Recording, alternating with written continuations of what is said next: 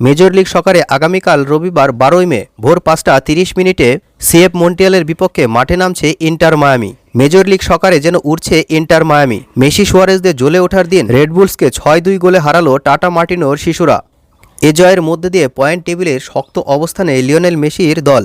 Inter মায়ামির আগের 3 ম্যাচে 2টিতে জোড়া গোল এবং সর্বশেষ ম্যাচে 1 গোলের পাশাপাশি 5টি অ্যাসিস্টই প্রমাণ করে মায়ামির হয়ে লিওনেল মেসি কতটা রুদ্রমূর্তি ধারণ করেছিলেন। প্রতিপক্ষ দল বদলালেও খেলার ধরনের বিন্দুমাত্র পরিবর্তন নেই আর্জেন্টিনার এই মহাতারকার। অপরদিকে তিনি ম্যাচের মধ্যে যা করছেন তা সবাইকে অবাক করে দিচ্ছেন। ইন্টার মায়ামির পরবর্তী ম্যাচ ও লিওনেল মেসির পারফরমেন্স নিয়ে বিস্তারিত থাকছে ভিডিওতে। শুরুতে এই মেজর লিগ সকারের গুরুত্বপূর্ণ ম্যাচে আগামীকাল রবিবার 12 মে ভোর 5:30 তাদের প্রতিপক্ষ সিএফ মন্টিয়ালের ঘরের মাঠেই নামছে ইন্টার মায়ামি।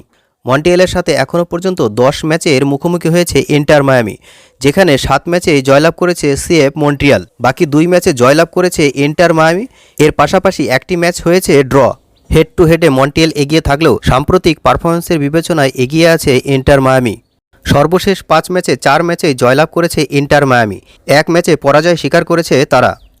অপরদিকে সর্বশেষ 5 ম্যাচে মাত্র একটিতেই জিততে পেরেছে সিএফ মন্ট্রিয়াল। 24 পয়েন্ট নিয়ে পয়েন্ট টেবিলের শীর্ষে রয়েছে ইন্টার মায়ামি। অপরদিকে 12 পয়েন্ট নিয়ে মন্ট্রিয়ালের অবস্থান 11 নম্বরে। যদিও ইনজুরির কারণে এই ম্যাচে খেলতে পারবেন না জর্ডি আলবা। এছাড়াও রয়েছে ফাকুন্দো ফারিয়াস, দিয়াগো গোমেজ, পেডরিকা রেডেন্ডোরাও ইনজুরির কারণে রয়েছে দলের বাইরে। বন্ধুরা, একের পর এক ম্যাজিক্যাল পারফরমেন্স দিয়ে চলেছেন লিওনেল মেসি। কোনো ম্যাচে করছেন জোড়া গোল, আবার কোনো ম্যাচে করছেন অ্যাসিস্টের রেকর্ড। যে দলের বিপক্ষে বড় ব্যবধানে হার দেখেছে ইন্টার মায়ামি, মেসি দলে ফিরে আসায় সেই দলের বিপক্ষে জয় পেয়েছে তারা।